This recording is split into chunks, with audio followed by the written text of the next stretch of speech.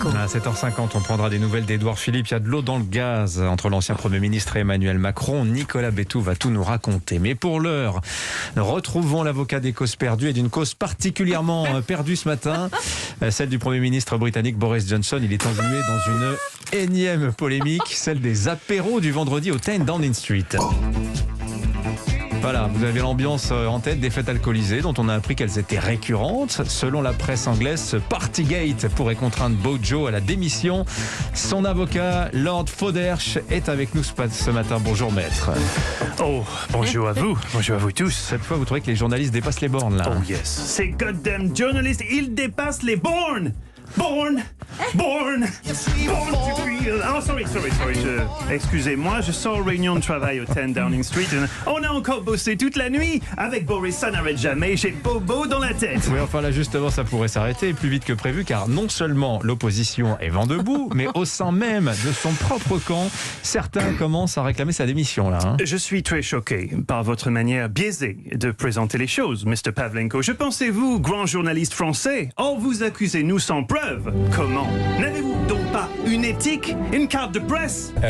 Ouais, mais je sais pas où je les ai foutus. Yes, well, il s'agirait de les retrouver, mon petit bonhomme. Vous présentez mon client Boris Johnson comme un fêtard, englué, dites-vous, dans un énième scandale, alors que c'est seulement le 12e scandale en 2 mois, soyons précis. Ces polémiques ridicules sont téléguidées par les gauchistes du Labour. Oh, vous connaissez les gauchistes, monsieur Pavlenko. Gangrénés par la pensée woke et racialiste. Oui, et menteurs aussi, oui. Prêts à inventer tout et n'importe quoi pour déstabiliser Boris Johnson. Et vous croyez ces insanités. Vous pensiez qu'en acceptant de venir à votre micro ce matin, j'allais vous faire des aveux. Depuis tout à l'heure, vous me dites... Allez ma petite caille.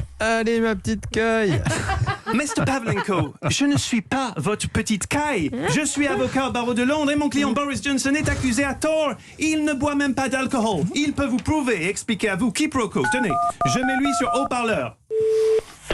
Hi, Boris. Boris, are you there? Mr. Prime Minister? Goodbye, everybody. Oh, okay. I've got Okay, no. to go. Oh, no, okay.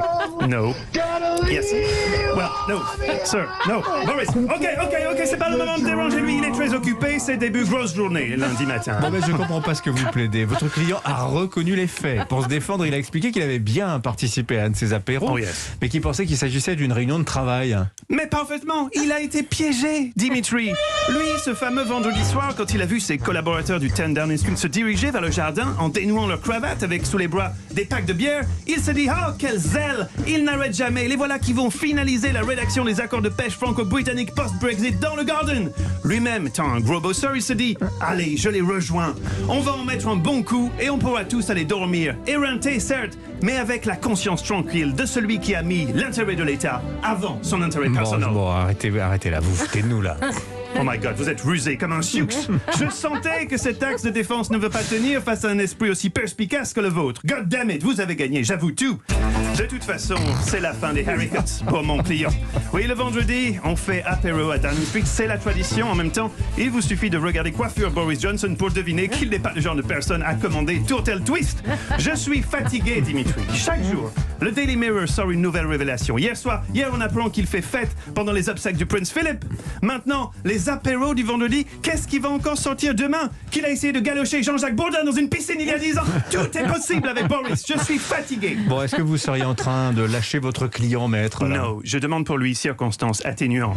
Premier ministre Angleterre, c'est métier. Éreintant, énorme stress. C'est comme présenter matinale sur grande radio française. On a besoin parfois décompresser. Et pour décompresser, nous avons tous petite combine, n'avons-nous pas, Dimitri? Certains se contentent d'une petite bière, d'autres, il semblerait, ont besoin de substances un peu plus puissantes. Ça va, Nico? T'as l'air au bout du rouleau, mon ami. T'as des cicatrices dans le fond des naseaux, là. Oh, et bien maintenant, au moins, on connaît votre point de vue sur la légalisation des drogues douces. J'espère que le Daily Mirror n'a pas prévu enquête sur vous, ça serait véritable boucherie. Allez, je laisse vous, j'ai encore boulot à Downing Street. Boris a rencontre importante aujourd'hui avec votre ministre du Travail, Elizabeth Bourne. Born to be alive.